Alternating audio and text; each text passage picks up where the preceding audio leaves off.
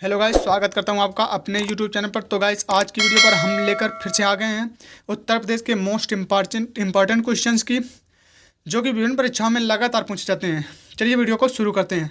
आज की वीडियो का पहला क्वेश्चन है, बखीरा पश्चिम बिहार स्थित है। दोस्तों, इसका ए ऑप्शन है बलिया, बी ऑप्शन है संत कबीर नगर, सी ऑप्शन है गोंडा, डी ऑप्शन है रायबरेली। तो दोस्तों, जो बखीरा पश्चिम बिहार स्थित है वो दोस्तों संत कबीर नगर, यानी कि बी ऑप्शन में जो संत कबीर नगर है उसमें स्थित है। चलिए बात कर लेते हैं अगले क्वेश्चन की। अगला क्वेश्चन है दोस्तों, निम्न वृक्षों में से कौन सा वृक्ष पर्यावरणीय संकट उत्पन्न करता है? तो दोस्तों, इसका ए ऑप्शन है बबूल, बी ऑप्शन है नीम, सी ऑप्शन है अमलतास और डी ऑप्शन है यूकेलिप्टस। तो दोस्तों, जो निम्न वृक्षों में से कौन सा वृक्ष पर्यावरणीय संकट उत्पन्न करता है, जो दोस्तों पर्यावरणीय संकट उत्पन्न करता है वो दोस्तों है डी, मतलब यूकेलिप्टस जो है वो पर्यावरणीय संकट उत्पन्न करता है। चलिए बात कर लेते हैं अगले क्वेश्चन की।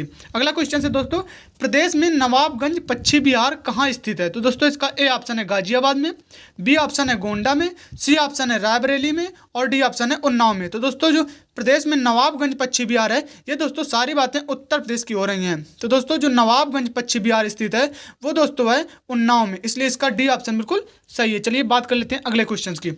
अगला क्वेश्चन है दोस्तों, प्रदेश में सर्वप्रथम किस पश्चिम बिहार की स्थापना की गई? तो दोस्तों, इसका ए ऑप्शन है सांडी पश्चिम बिहार, बी ऑप्शन है नवाबगंज पश्चिम बिहार, सी ऑप्शन है समान पश्चिम बिहार और डी ऑप्शन है सुर सरोवर पश्चिम बिहार। तो दोस्तों, जो प्रदेश में उत्तर प्रदेश में सर्वप्रथम जो पश्चिम बिहार की स्थापना की गई थी वो दोस्तों की गई थी नवाबगंज पश्चिम बिहार की। चलिए बात कर लेते हैं अगले क्वेश्चन की।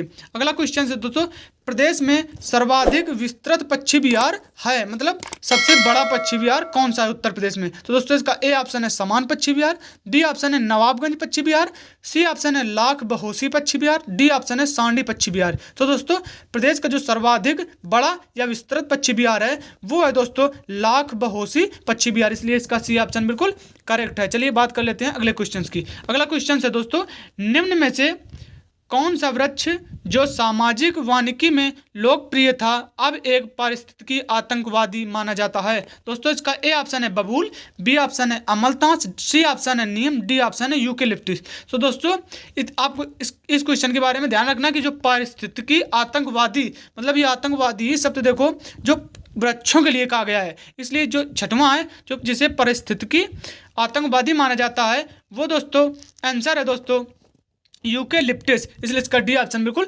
करेक्ट है। चलिए बात कर लेते हैं अगले क्वेश्चन की। अगला क्वेश्चन है दोस्तों, प्रदेश का सबसे छोटा वन्य जीव विहार है? तो दोस्तों, इसका ए ऑप्शन है महावीर स्वामी वन्य जीव विहार जो ललितपुर में स्थित है, बी ऑप्शन है रानीपुर वन्य जीव विहार जो बांदा में स्थित है और सी ऑप्शन जो है चंद्रप्रभा वन्य जीव विहार वो चंदौली में स्थित है और डी ऑप्शन जो है कतरनिया घाट वन्य जीव बिहार जो दोस्तों बहराइच में स्थित है। दोस्तों, प्रदेश का जो उत्तर प्रदेश का जो सबसे छोटा वन्यजीव बिहार है वो दोस्तों है महावीर स्वामी वन्यजीव बिहार जो कि ललितपुर में स्थित है।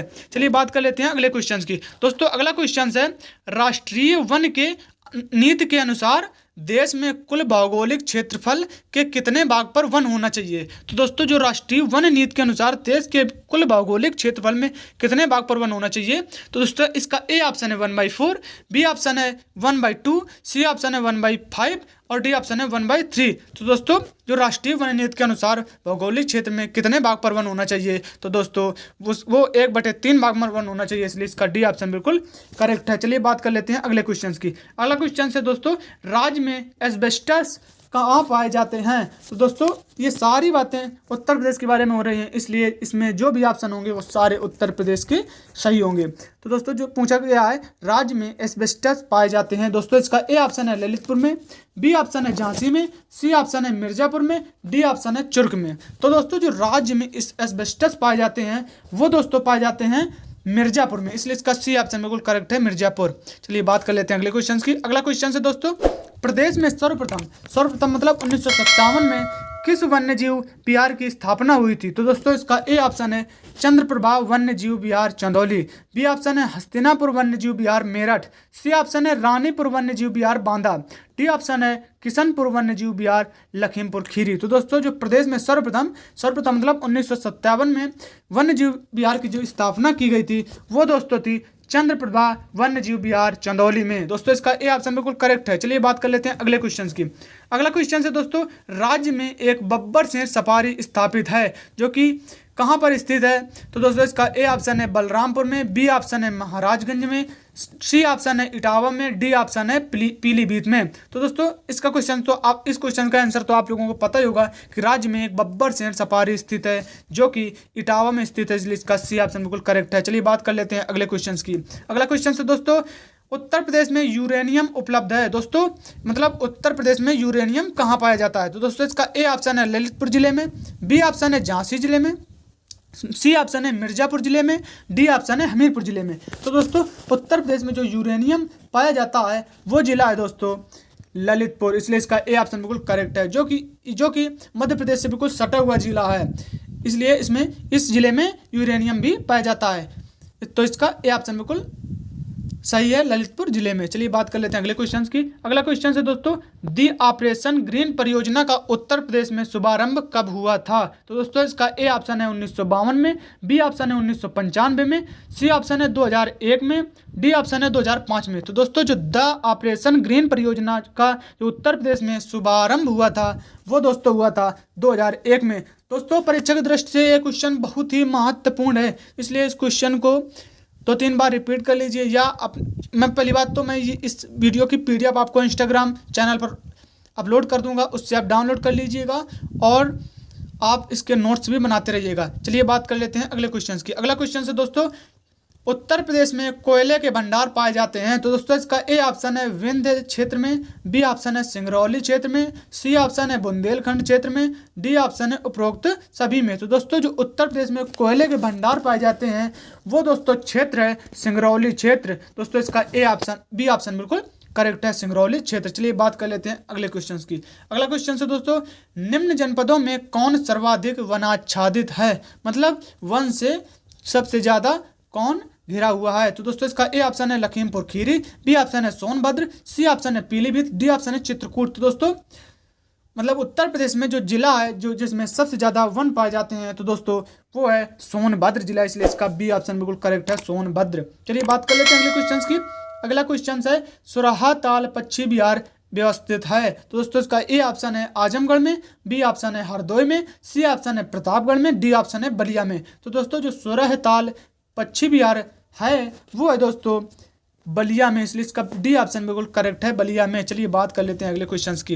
अगला क्वेश्चन है दोस्तों, प्रदेश में सबसे बड़ा वन्य जीव विहार है। दोस्तों इसका ए ऑप्शन है चंद्रप्रभा, बी ऑप्शन है किशनपुर, सी ऑप्शन है हस्तिनापुर, डी ऑप्शन है रानीपुर। तो दोस्तों जो प्रदेश में सबसे बड़ा वन्य जीव विहार जहाँ स्थित है वो है दोस्तों हस्तिनापुर पश्चिम बिहार। चलिए बात कर लेते हैं अगले क्वेश्चंस की। अगला क्वेश्चन है दोस्तों, उत्तर प्रदेश में पाए जाने वाले प्रमुख खनिज कौन कौन से हैं? तो दोस्तों इसका ए ऑप्शन है तांबा एवं ग्रेफाइट, बी ऑप्शन है लाइम स्टोन एवं डोलोमाइट, सी ऑप्शन है रॉक फास्फेट एवं डोलोमाइट, डी ऑप्शन है उपयुक्त में से कोई नहीं। तो दोस्तों उत्तर प्रदेश में जो प्रमुख रूप से पाए जाने वाले खनिज हैं दोस्तों वो हैं दोस्तों रॉक फास्फेट एवं डोलोमाइट, इसलिए इसका सी ऑप्शन बिल्कुल करेक्ट है, रॉक फास्फेट एवं डोलोमाइट। चलिए बात कर लेते हैं अगले क्वेश्चन की।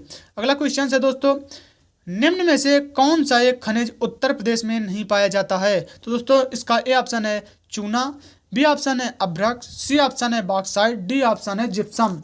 तो दोस्तों पूछा गया है कि उत्तर प्रदेश में ऐसा कौन सा खनिज है जो पाया नहीं जाता है? तो दोस्तों चूना पत्थर पाया जाता है, बॉक्साइट भी पाया जाता है, जिप्सम भी पाया जाता है, लेकिन अभ्रक नहीं पाया जाता है, इसलिए इसका बी ऑप्शन बिल्कुल करेक्ट है। चलिए बात कर लेते हैं अगले क्वेश्चन की।